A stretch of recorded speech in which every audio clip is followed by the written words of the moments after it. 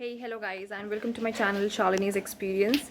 इस वीडियो में मैं आपके साथ अपना जो एक्सपीरियंस है, मेरा जो एक्सपीरियंस है यूनिवर्सिटी का, जिस यूनिवर्सिटी में मैं पढ़ती हूँ, Pandit Ravishankar university, sorry a correction is there, पढ़ती थी, उस यूनिवर्सिटी का जो एक्सपीरियंस है डिग्री निकालने का, या मुझे जिन डॉक्यूमेंट्स की ज़रूरत है वो यूनिवर्सिटी की तरफ से निकालने का, उसका एक्सपीरियंस आपके साथ साझा करने वाली हूँ और बताने वाली हूँ कि किस तरीके की दिक्कतें आती हैं जब आप एक सरकारी कॉलेज में पढ़ते हैं या सरकारी यूनिवर्सिटी में पढ़ते हैं। तो किस टाइप की प्रॉब्लम्स आपको फेस करनी पड़ती है और क्या क्या चीज़ें होती हैं। So this is something I am going to tell you and it is very frustrating, trust me. जो सबसे पहली चीज़ है वो मैं आपको ये बताना चाहती हूँ कि जब मैं यहाँ से पास आउट कर गई आफ्टर कंप्लीटिंग माई पीजी, तो मुझे अपनी डिग्री की ज़रूरत थी। मैंने अपनी डिग्री डाली और डिग्री का एप्लीकेशन डाला वहाँ पे कि चलो ठीक है 5-6 महीने में आती है डिग्री, ये सबको पता है। तो उसके बाद फिर बट मुझे किसी कारण से, खासकर मेरे एसएसबी की वजह से, मुझे अपनी डिग्री चाहिए थी फटाफट। मतलब जल्दी डिग्री चाहिए रहती है क्योंकि वहाँ पे डिग्री दिखानी होती है। तो मैंने प्रोविज़नल डिग्री निकलवा ली थी। हर जगह प्रोविज़नल डिग्री का रूल है कि वो अगर आपने सुबह दी है तो शाम तक निकल जाता है और max to max next day तक निकल जाता है। पर हमारी यूनिवर्सिटी में ऐसा नहीं होता है। यहाँ पे डिग्री अगर आपको निकालनी है तो समवेयर प्रोविज़नल डिग्री अगर आपको निकालनी है तो 2-3 दिन का समय उसमें भी लग जाता है। तो आप को अगर कभी भी डिग्री चाहिए तो एकदम लास्ट, प्रोविज़नल डिग्री चाहिए तो लास्ट मोमेंट के लिए मत बैठे रहिए, पहले से जाइए और पहले से अप्लाई कर दीजिए और गेट योर प्रोविज़नल डिग्री, ठीक है। ये जो प्रोविज़नल डिग्री होती है ये तब तक के लिए वैलिड होती है जब तक आपका रियल जो मेन डिग्री है वो आ नहीं जाता है। तो सबसे अच्छी चीज़ तो ये है कि आप अपना जैसे ही पास आउट कर जाते हैं उसके तुरंत बाद ही अपने डिग्री के लिए अप्लाई कर दीजिए, मेन डिग्री के लिए, और साथ ही एक प्रोविज़नल डिग्री भी निकलवा लीजिए। दोनों की फ़ीस लगभग 370 के आसपास कुछ है शायद, ठीक है। तो प्रोविज़नल डिग्री आप ऐसे निकलवा सकते हैं। इसमें जो दिक्कत है ये है कि हाँ, ये एकदम तुरंत सेम डे नहीं मिलती, 2-4 दिन के बाद मिलती है। इसमें भी जो मुझे प्रॉब्लम आई थी वो ये थी कि जिस डेट को मुझे बुलाया गया था लेने के लिए, उस दिन मेरी डिग्री नीचे वाले सेक्शन में आई नहीं थी। मुझे दोबारा डिग्री सेक्शन जाना पड़ा, वहाँ पर अपनी डिग्री ढूंढनी पड़ी और निकलवाना पड़ा। ये सब और टाइम वेस्टिंग है सच में, ट्रस्ट में। जो सेकंड चीज़ है इसके अलावा वो है कि मुझे मेरे एक एग्ज़ाम में, मैंने जैसे कि सर्टिफिकेट कोर्स इन ट्रांसलेशन किया है, उसका मेरे उस रिज़ल्ट पे कहीं पर भी मीडियम ऑफ ट्रांसलेशन तो लिखा हुआ है कि मैंने इंग्लिश में किया है, बट कौन से 2 सब्जेक्ट्स का मैंने ट्रांसलेशन सर्टिफिकेट कोर्स किया है ये मेरे रिज़ल्ट पे कहीं भी मेंशन नहीं था।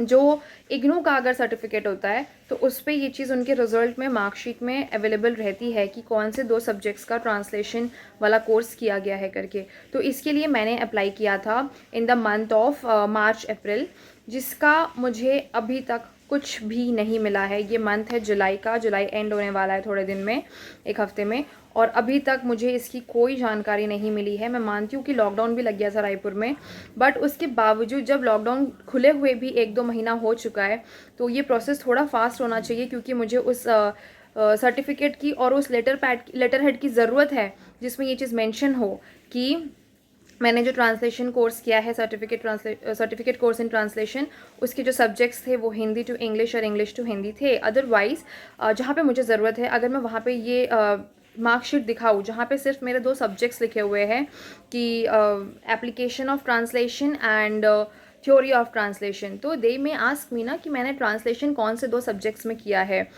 May be it could be Bengali to English और Marathi to Hindi, it could be anything. ये चीज़ मेंशन होना बहुत ज़रूरी है। इसके लिए मैंने एप्लीकेशन दिया था। एक बार उनकी तरफ से एक छोटा सा लेटर हेड में कुछ आया था, उनके तरफ से लेटर हेड में आया था कुछ, बट उसमें मेरा रोल नंबर मिस्टेक था। आप इसे समझ सकते हैं कि कितनी कैजुअलिटी करते हैं ये लोग जब एक कुछ बना के देते हैं। इन्हें समझ में नहीं आता है सरकारी इंस्टीट्यूट में कि जो हमें चाहिए वो हमारे लिए कितना इम्पॉर्टेंट है। उसके लिए कम से कम मैंने, पता है, 15 से 20 बार चक्कर लगा लिया है उस एक लेटर हेड के लिए, जिसमें वो बस इतना सा मेंशन कर दे कि मेरा जो सर्टिफिकेट कोर्स इन ट्रांसलेशन था वो Hindi to English, English to Hindi था। अदरवाइज़ मुझे बहुत ज़्यादा प्रॉब्लम क्रिएट मेरे लिए हो सकती है अगर वो लेटर हेड मुझे नहीं मिलता है तो। पता नहीं, उसकी प्रोसेस बस डिले हो रही है, डिले हो रही है, डिले हो रही है। एक बार हमने रजिस्ट्रार सर से लिखवाया, तब जाके जो मैं जिस एक छोटे से लेटर की बात करी वो बन के आया था, बट उसमें रोल नंबर मिस्टेक थी और मेरा और मेरे एक फ्रेंड का, हम दोनों का साथ में लेटर बन के आया था। कैन यू इमेजिन साथ में जो लेटर अगर कल को हम लोग ये लेटर्स किसी को दिखाने जाएंगे तो क्या मैं वहाँ पे एक्सप्लेन करते रहूँगी कि ये जो ऊपर का नाम, ऊपर का रोल नंबर है वो किसी और का है, वो कौन है, क्यों है।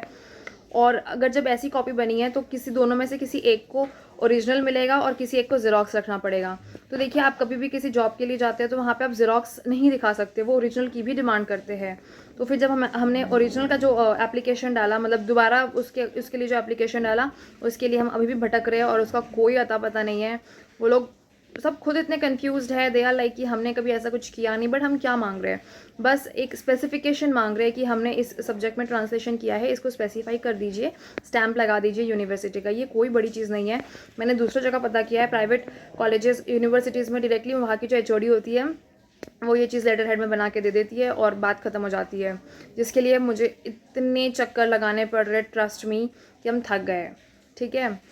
तीसरी चीज़, यहाँ पे जो लोग हैं उनको बच्चों की अर्जेंसी समझ में नहीं आती किसी भी चीज़ में। दे आर लाइक जो वो कर रहे हैं वो अपनी स्पीड से करेंगे, स्लो करेंगे। शायद मुझे अब समझ में आता है, पता है जब मैं इतनी बड़ी हो गई हूँ, कि क्यों लोग सरकारी इंस्टीट्यूट्स को इतना गाली देते हैं। बिकॉज पहले मुझे समझ में नहीं आता था। पहले मैंने अपने फादर को देखा है, वो गवर्नमेंट सर्विस में रहे हैं, तो मुझे ना बड़ी गुस्सा आती थी जब लोग कहते थे कि सरकारी दफ्तर तो ऐसे होते हैं, वैसे होता है। आई वॉज लाइक नहीं, ऐसे नहीं होते हैं।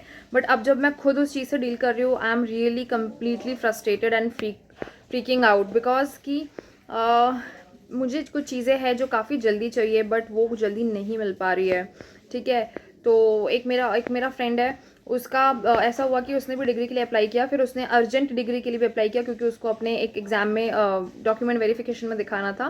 तो उसकी अर्जेंट डिग्री आ गई। फिर उसको थोड़े दिन पहले एक मैसेज जाता है, तो ही वेंट देयर और कुछ पेपर्स जमा करने बोलते हैं, तो वो पेपर जमा करने जाता है। Then he got to know कि उसने जो रियल डिग्री पहले अप्लाई कर रखी थी उसका भी प्रोसेस चल रहा है। मतलब यहाँ पे कोई माई बाप नहीं है, हर तरीके से मतलब सब कुछ चल रहा है। क्या कैंसिल करना है, क्या चलाना है, कुछ भी आइडिया नहीं है।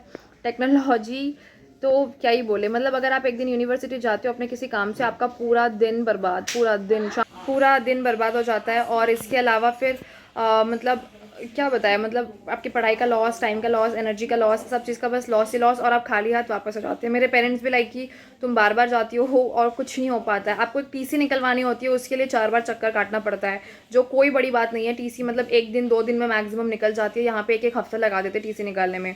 Same with the case of library card also. So अगर आप एक सरकारी इंस्टीट्यूट में हैं तो you need to have a lot of patience, trust मी।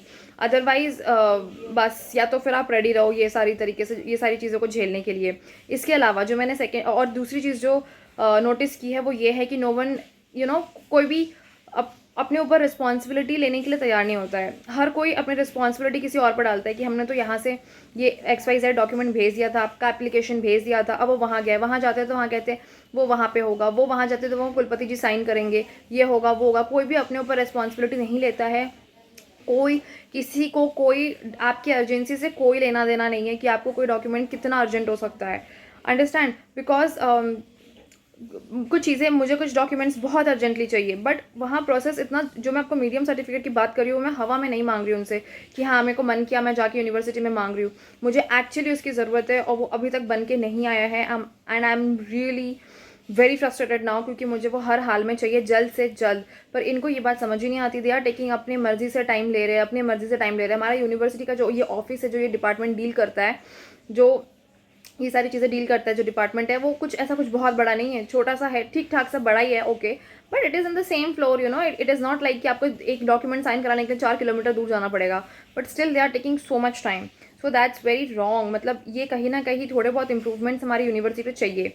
इसके अलावा अगर आप जा रहे हो तो वहाँ के जो ऑफिसर्स है या जो क्लर्क्स है, जो भी है, they will not attend you, they will not look at you, they will just talk to you like this, हाँ हाँ हाँ मैंने भेज दिया है। तो दैट्स वेरी रॉन्ग। आप बहुत ज़्यादा फ्रस्ट्रेट हो जाओगे।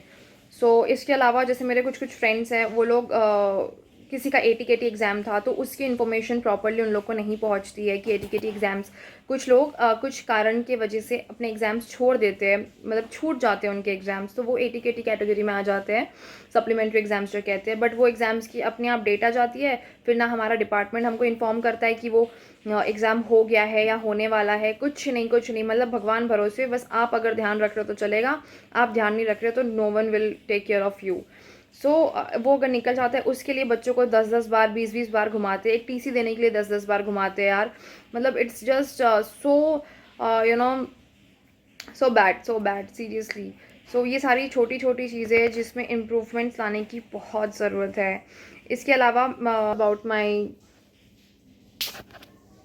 this is all about my experience of studying in this PTRSU. Or if you like this video, so like, share and subscribe to it.